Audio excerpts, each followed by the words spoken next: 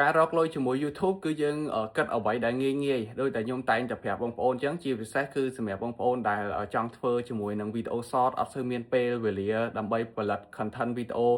ជាវីដេអូវែងៗអីហ្នឹងគឺយើងអាចធ្វើជាវីដេអូ short ទៅបានន័យថាគឺងាយស្រួលយើងថតផុសខ្លីៗទេហើយជាពិសេសគឺអ្នកដែលមានសត្វចិញ្ចឹមអីផ្សេងៗឬក៏អ្នកដែលមានទីតាំងកន្លែងណាប្លែកៗគឺយើងអាចថត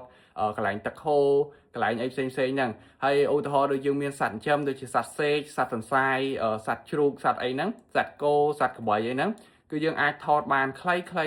ៗទេបើសិនជាយើងមានចិញ្ចឹមគោអ្នកដែលគាត់នៅតាមស្រុកស្រែអីចឹងគាត់មានចិញ្ចឹមគោគាត់មានអីចឹងទៅឬក៏មានគាត់អត់ចិញ្ចឹមទេប៉ុន្តែមានគោ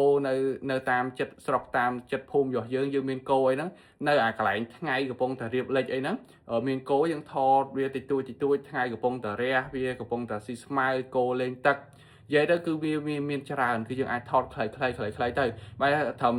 10វិនាទីទៅ15វិនាទីអីគឺយើងអាចថតខ្លីៗបែបនេះយកទៅដាក់ក្នុង short ហើយសរសេរជាភាសាអង់គ្លេសតែយើងសរសេរជាភាសាអង់គ្លេសរហូតផុសយូរទៅមានអ្នកមើលច្រើនគឺយើងអាចរកលុយបានហើយយើងមិនអាចរកទៅដល់មួយខែរាប់ពាន់រាប់ម៉ឺនដុល្លារក៏ដោយប៉ុន្តែឧទាហរណ៍យើងធ្វើ3-4 channel អញ្ចឹងតែយើងធ្វើពី content ផ្សេងចំពោះ short ហ្នឹងទៅមួយ channel យើងរកបានតែ$100ហើយយើងគិតថាយើងបាន2 channel ចុះយើងបាន$200គឺស្មើនឹងប្រាក់ខែរបស់យើងមួយហើយនេះគឺយើងអត់មានចំណាយពេលមួយថ្ងៃរាប់ម៉ោងទៅធ្វើវីដេអូទេយើងថតតែខ្លីៗហ្នឹងគឺយើងអាចរកចំណូលបានហើយ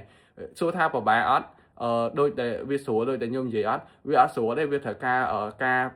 ពេលវេលារបស់យើងការខិតខំប្រឹងប្រែងហើយនឹងការអត់ធ្មត់តស៊ូរបស់យើងការគ្រាន់តែនិយាយគឺវាងាយស្រួលជាងធ្វើប៉ុន្តែបើសិនជាយើងអត់ធ្វើក៏យើងអត់ទទួលបានលទ្ធផលដែរ